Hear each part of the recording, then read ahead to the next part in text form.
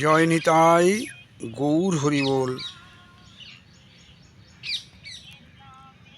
বৃন্দাবন ধাম থেকে বলছি। প্রতিদিনকার মতো আমরা যে ভাগবতীয় আলোচনায় বসেছি,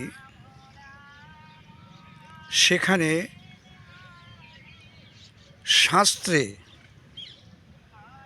এবং তার সিদ্ধান্ত অনুযায়ী আমরা আলোচনা করে থাকি। আজকের আলোচনার বিষয় শ্রীকৃষ্ণ অন্তর্ধান করে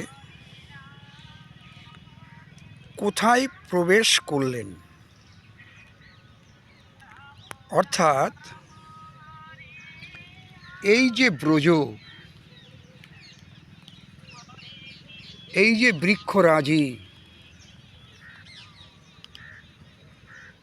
এই যে ফুলের বাগান,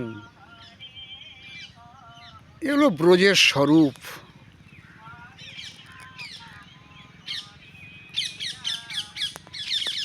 আপনারা দেখতে পাচ্ছেন কি সুন্দর পরিবেশে আমরা বসে ভাগবতীয় আলোচনা শুরু করছি। আজকের প্রশ্ন বা আলোচনার বিষয়, শ্রীকৃষ্ণ অন্তর্ধান করে কোথায় প্রবেশ করে গেলেন, শাস্ত্র কি বলছে এ বিষয়ে। এর উত্তরটা আমরা পাব শ্রীমদ্ ভাগবত মহাপুরাণ, ব্যাসদেবকৃত, তার 3য় অধ্যায়, ভাগবত মাহাত্ম্য 3য় অধ্যায় 60 থেকে 65 নম্বর শ্লোকে।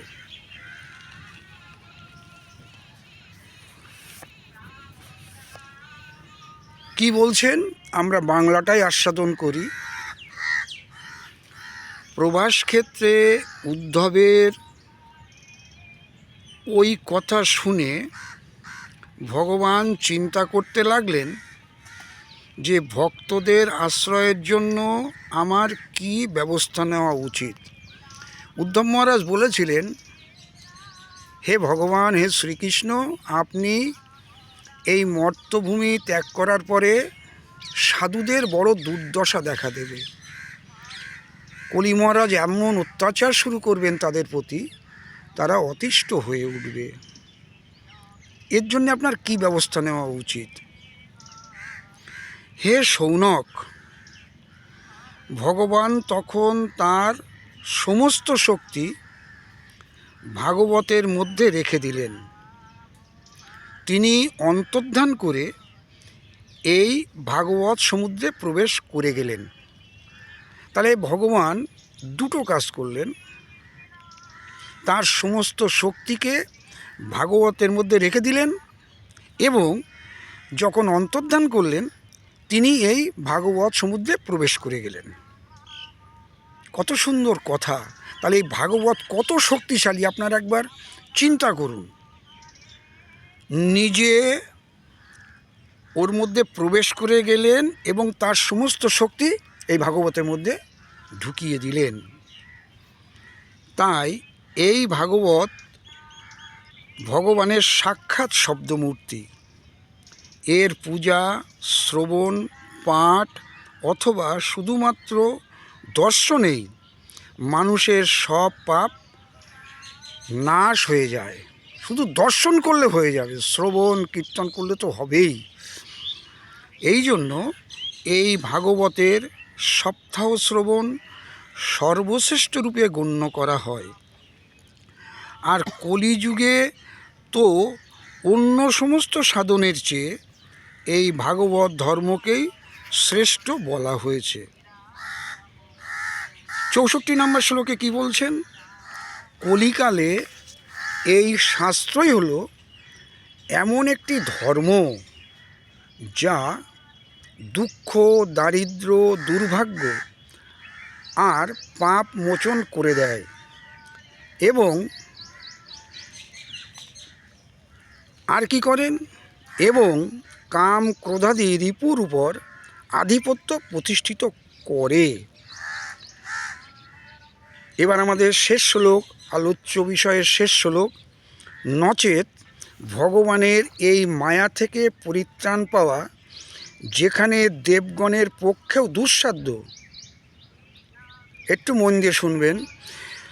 ভগবানের এই মায়া থেকে পরিত্রাণ পাওয়া যেখানে দেবগণের পক্ষেও দুঃসাধ্য, সেখানে মানুষের আর কি কথা। সুতরাং এই মায়ামোহ মুক্তির জন্যে সপ্তাহ শ্রবণের বিধান করা হয়েছে। তাহলে সপ্তাহ শ্রবণ, ভাগবতের যে সপ্তাহ আমরা শ্রবণ করে থাকি, কেন উচিত, এবং আমাদের যে মূল আলোচনাটা ছিল যে ভগবান শ্রীকৃষ্ণ অন্তর্ধান করে কোথায় প্রবেশ করে গেলেন, সেটা আমরা ভাগবত মাহাত্ম্য 3য় অধ্যায়ের 60 থেকে 65 নম্বর শ্লোক থেকে জানলাম। ভিডিওটি ভালো লাগলে লাইক, শেয়ার, কমেন্টস করবেন। আপনারা সবাই ভালো থাকবেন। আশা করি আপনাদের ভজন কুশল। এই অধমকে একটু কৃপা রাখবেন যাতে তার ভক্তি পথে সে অগ্রসর হতে পারে। জয় নিতাই, গৌর হরি বল, রাধে শ্যাম।